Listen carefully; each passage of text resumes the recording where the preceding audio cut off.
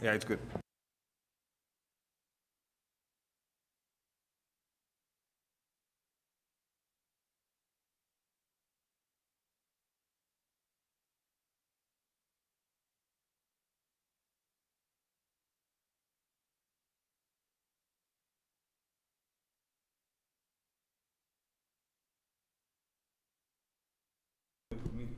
All right, guys, we apologize for the delay. We just had to get our technology up and running.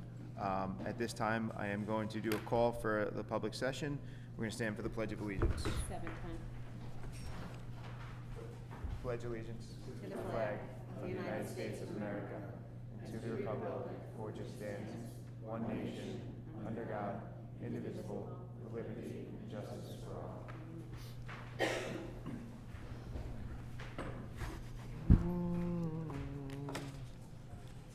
Public session. All right, at this time, we're going to turn it over to Dr. Soto for the superintendent's report. Good evening, everyone. I want to thank you for your patience. We did have some issues regarding our live stream technology. Unfortunately, the technician that usually operates it just told us that she was sick today. So I want to thank our Assistant Superintendent for Business, Mr. Osorio, for stepping in and getting it working for us. So thank you, Fernando. A couple things. We had a really exciting week last week. We had a budget vote. I want to take a moment to thank the entire Center Richards community for coming out and voting and supporting our budget. I want to congratulate Dr. DePerry and Mr. Ropp, a new board member to the Board of Education. Their term will start July 1st.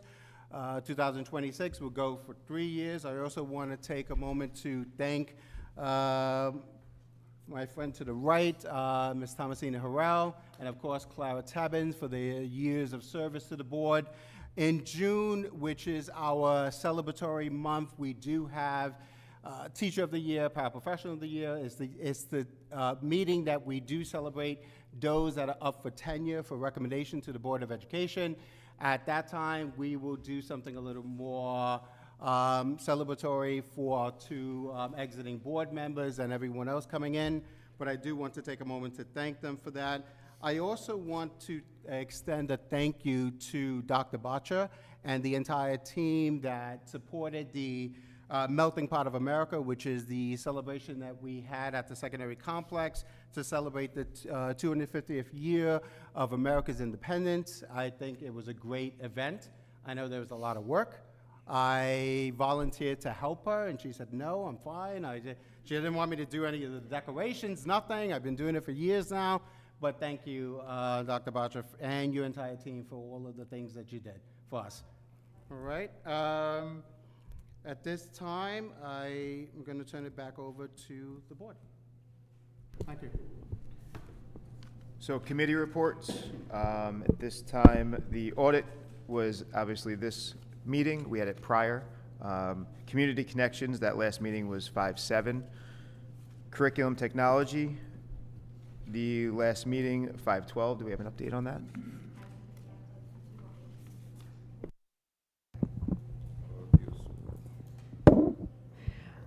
So Curriculum and Technology Committee met on May 12th at 4 p.m.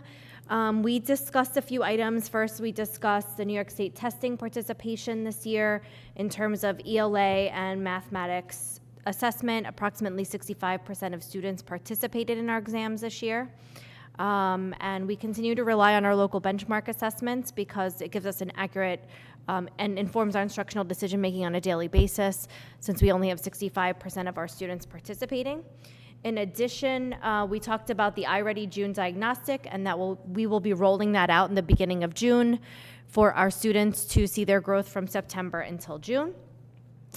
We also discussed preparation for our next year in the elementary school with magnetic literacy and new units that were recently shared with us from Curriculum Associates, and we are meeting to discuss with curriculum committees at the elementary school regarding social studies and science and integration in ELA. In addition, we talked about, we also discussed supporting students and families through communication. we were discussing how to give our parents more information regarding feedback on how their child is doing throughout the year and what that might look like. Does it look like fall diagnostic results with additional information regarding individual student progress and available supports, check-ins, parent communication, positive parent communication in addition to calling home for different reasons. So we discussed a lot of opportunities that we can expand on in terms of communication. And then we really just talked about the upcoming events, the melting pot, as Dr. Soto mentioned. Our 11th grade is going to be participating on May 29th in a college essay writing workshop where they will have direct instruction from a college writing expert on how to craft personal statements and supplemental essays for their college applications coming up.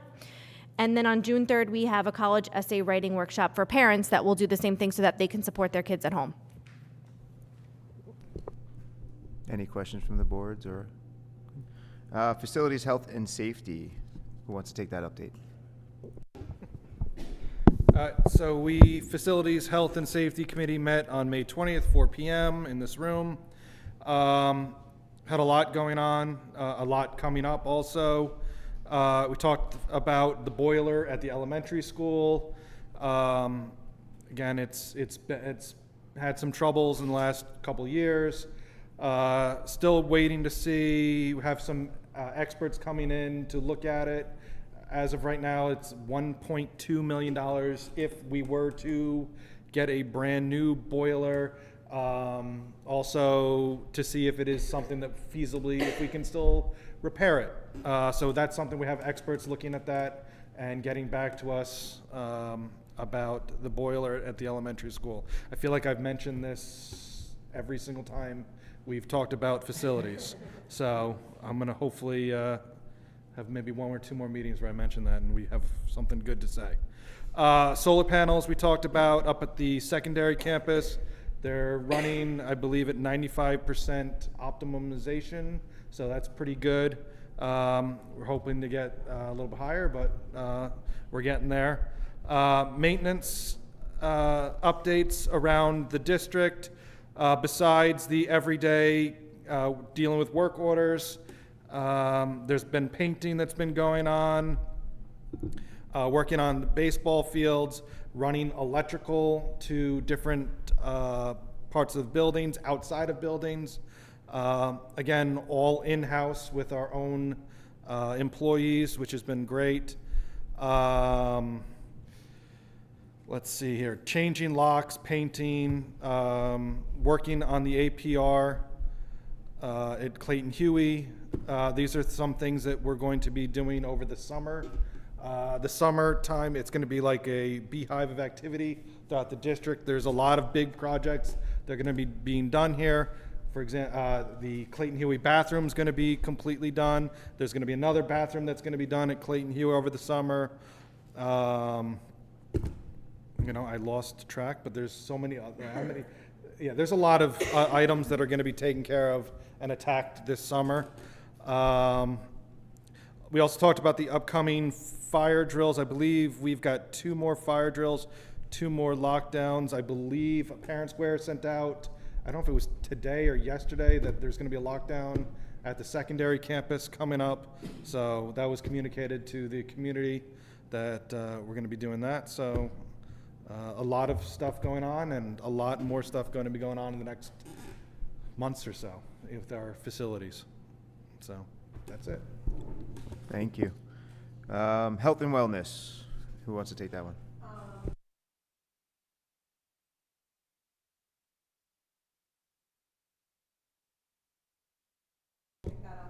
Perfect.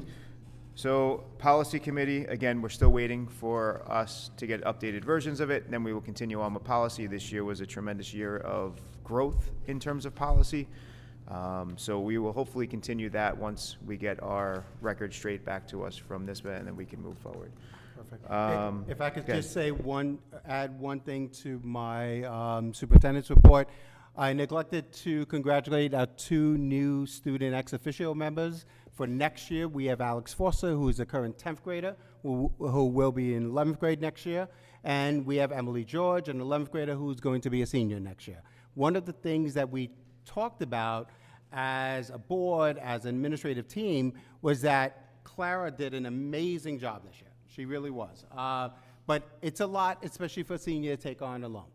So we think that it might be a better sort of collaborative marriage if we have two students, one that can fill in for the other. So we do have two students joining us next year, and we're very excited that they will be joining us. Thank you. The committee reports are pretty much done. Again, putting the information out there as much as we can with the committee reports. Stay tuned if there's other ones that will be up and coming, which I believe at the end of this, I will let you know. Questions and comments regarding tonight's agenda only. Questions and comments regarding tonight's agenda only. This is an opportunity for persons who wish to speak or have written letters to the board regarding topics that are included on this agenda. Speakers are asked to sign in with the district clerk. There's a book in the back of the room to make it easy. Prior to approaching the board, indicate your topic of comment. Keep comments brief and speak for no longer than 3 minutes. Refrain from discussing matters involving specific district personnel or individual students, meaning their names. Please stand and speak into the microphone so that everyone here and those joining us on live stream can hear you clearly. Members of the public will have the opportunity to speak about any topic at the end of the meeting. So anybody that wants to speak on tonight's agenda? There is a teacher that's being excessed that's on the agenda. Yeah, that would count. Absolutely. Absolutely.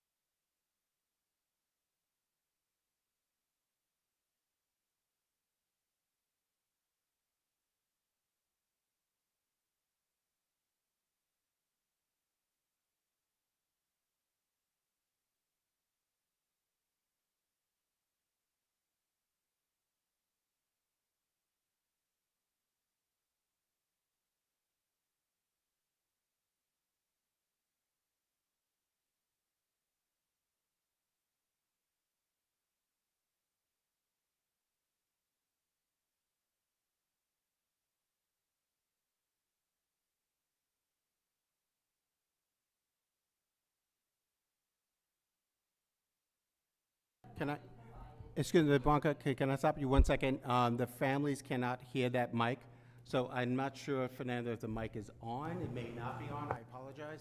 I don't want you to have to read the statement again. Let me just check. I'm gonna give you this one. Yeah.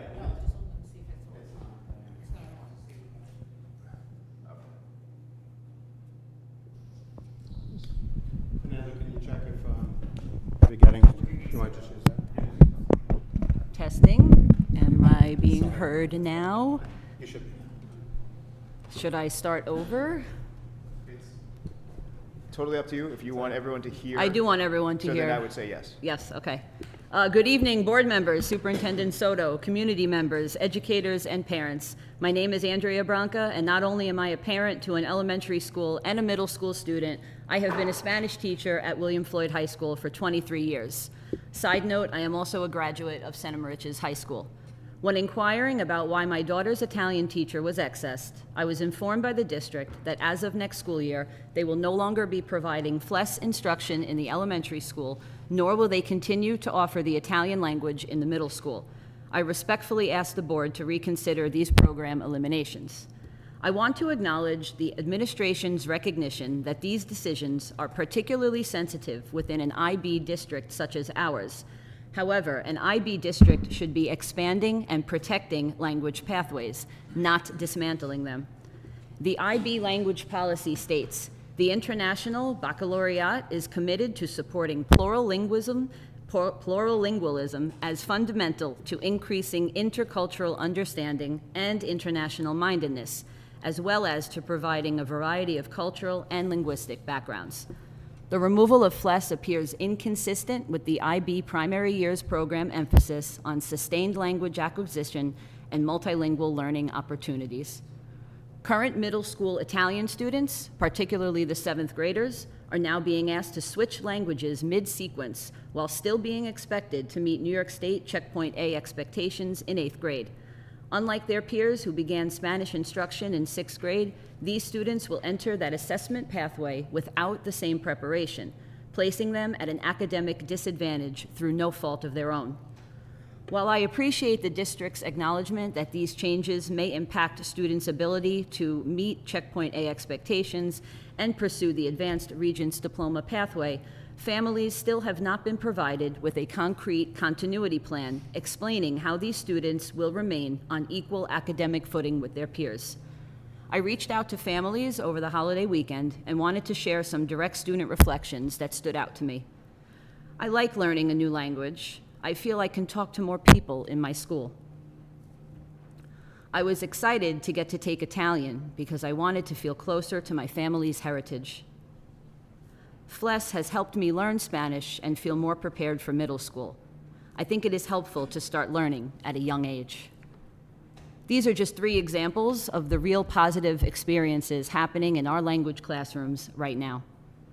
As members of an IB community, we believe these decisions are inconsistent with the values and language philosophy the district claims to uphold. Our students deserve stability, opportunity, and access to the educational pathways they were promised. We are asking for clarity, accountability, and student-centered solutions. Thank you for your time and consideration.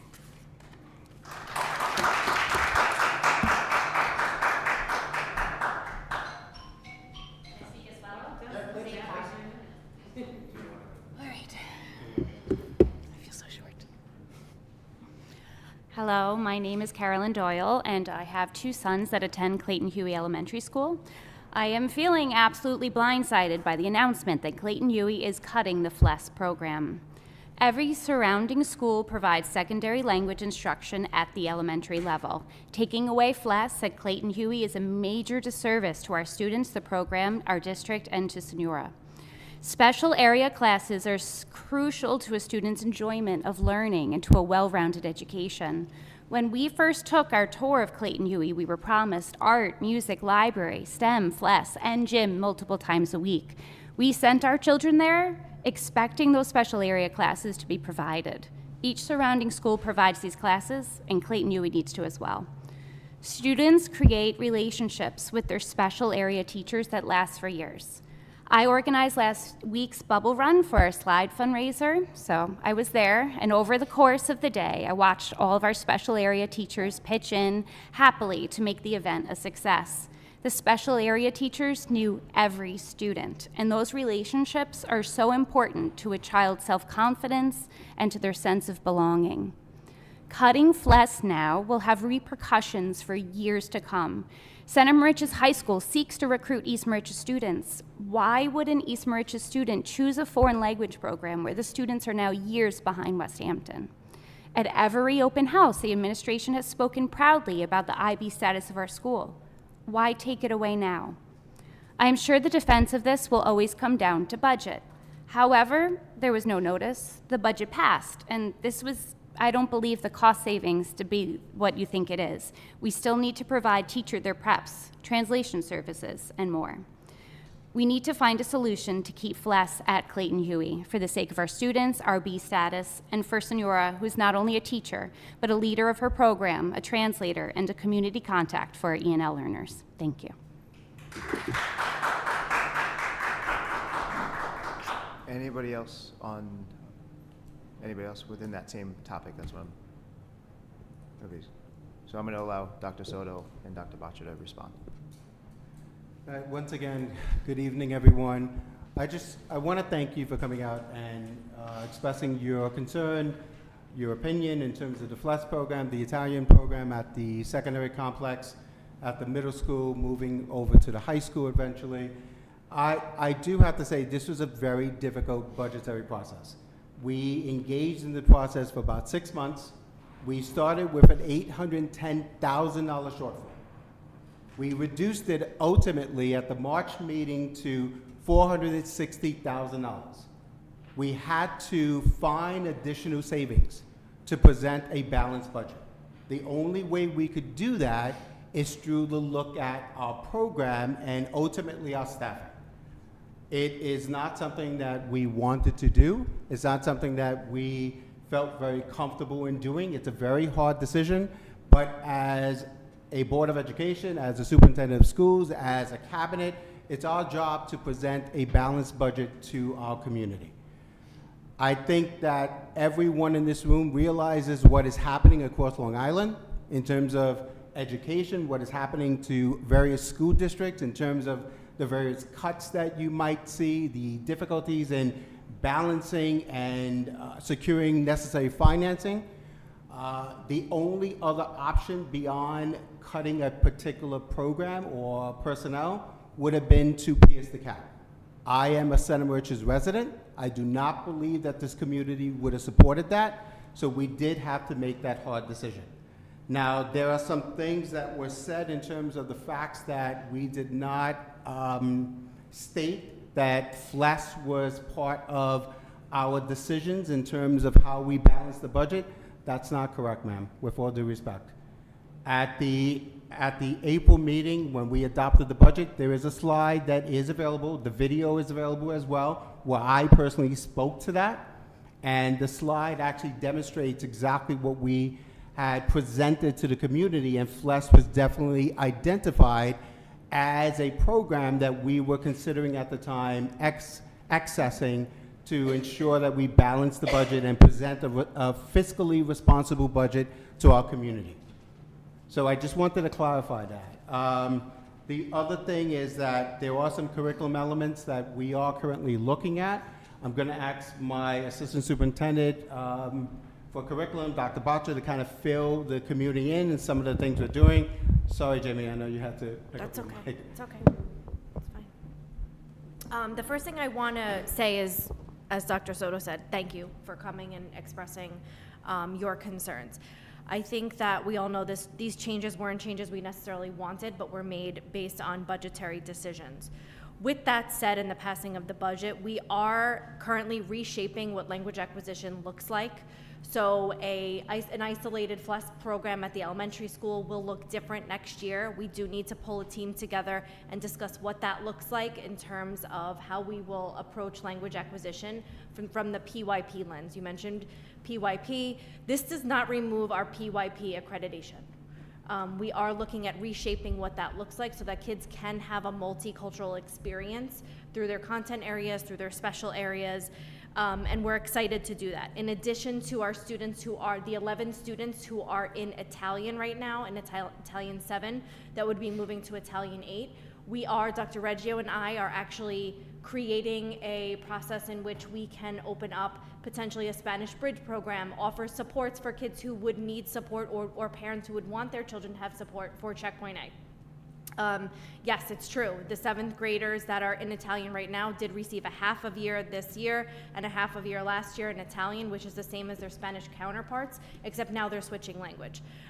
So we do look to support them because their decisions and what happens to them does matter. Every kid matters, even though it's 11 of them, it matters. So we want to make sure, and we will be reaching out to parents. I have reached out to some parents already to really discuss that and what your hopes for your child are and what the supports you may need so that we can build it appropriately. So I do want to say that. But we do want to build a program that really supports language acquisition through all 4 modalities, reading, writing, speaking, listening, to make sure that they are well prepared for Checkpoint A and then, of course, Checkpoint B. So we're excited to do that, and we will be calling parents to see if they want to be part of the process. So Dr. Fernandez and I at the elementary school, and then along with Dr. Reggio at the middle school.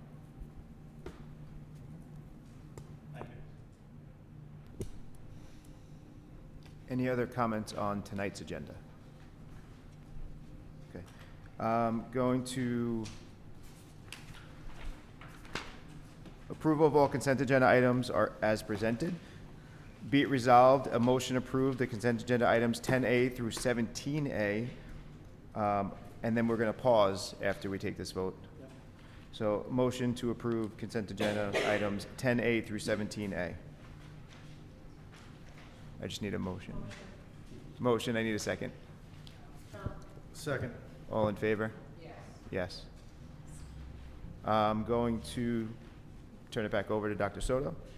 All right, I just want to take a moment to acknowledge a retirement that we have on the agenda, who is Kimberly Peluso, who began a career with the district back in 2007, working part-time as a monitor and substitute clerical support before becoming a full-time paraprofessional in September of 2021. Throughout her time in St. Mauritius, Kim has taken an active and positive role in the school community. The classroom teachers and students she has been paired with have benefited from a vibrant personality and supportive nature. All three of her daughters are graduates of the St. Mauritius School District and have gone to successful lives and careers, reflecting the strong work ethic and dedication Kim has always demonstrated. We thank Kim for her years of service and wish her many enjoyable days of traveling and boating in her retirement. Thank you, Kim. I realized the green and the red kept going on me. All right, at this time, we are back to general public comment. At this time, same rules kind of apply. Make sure you sign in the back. Personnel names are not allowed to be said. This would be a time for anyone to speak that are any non-agenda items. Any question? All right. Oh, I thought you did that. Did you do this one? Oh, no, thank you. Yeah. Sorry, we're just going to give a big shout out. One other thing, I apologize. So we both mentioned, myself and Dr. Bacha mentioned the melting pot of America. I want to say it could not have been possible if not for the generous contribution of the PTO. They contributed about $600 to supplies, things that are necessary to do that. Believe it or not, there's a lot of things that we have to purchase, put together. There's arts and crafts that we had students engage in each classroom. So, and the PTO has always been a great support of the St. Mauritius School District. Not only did they provide the monetary support, but they were there during the budget vote. They were giving out candy, popcorn and kind of candy. I think at one point they came into the budget vote room. They gave me a bag of popcorn. So to the entire PTO and all the volunteers of the PTO, we do thank you for that, for your continued support of what we do in the district and our students and the community as a whole. Thank you. All right, so I am on to the point where it is upcoming community events and district events. The next Board of Education meeting is Wednesday, June 17th. Executive session 6 p.m. Action meeting or public meeting will be 7 p.m. This will be done in the high school auditorium. Upcoming district and community events. Jazz concert and pasta night is on 5/28. That is in the high school gym at 6 p.m. On June 4th, the Red Devils Pride Club meeting, high school cafeteria, 7 p.m. On June 5th, Clayton Huey Field Day in-school event, 9:15 to 10 a.m. The marathon is 10:30 to 1. Field day events sounds like it follows. June 5th, 8th grade formal Rock Hill Country Club, 6:30 to 9:30. June 9th is the Senior Awards Night, high school auditorium. June 10th is the PTO meeting, Clayton Huey Cafeteria, 6:30 p.m. June 12th, Senior Picnic, Senior Walk, tentative is 10 a.m. June 12th, again, is the 5th grade luau, Clayton Huey Main Street Gym, 6:30 to 8:30. June 12th, last day of classes for high school and middle school. June 14th, Varsity Awards Dinner, East Wind Caterers, 5 to 8. June 15th, Clayton Huey Flag Day celebration, that's an in-school 9:30 to 10:30 a.m. backfields. June 15th, middle school, 5th grade visit, in-school event 1:15. June 16th, kindergarten orientation. As you can tell, the end of the year is heavy, as the last one had a lot of events too. All this stuff is on the district calendar as well, I believe, right? Yes. So if you didn't totally listen to me as it was going, it would be there. This time, do I have a motion to close? No?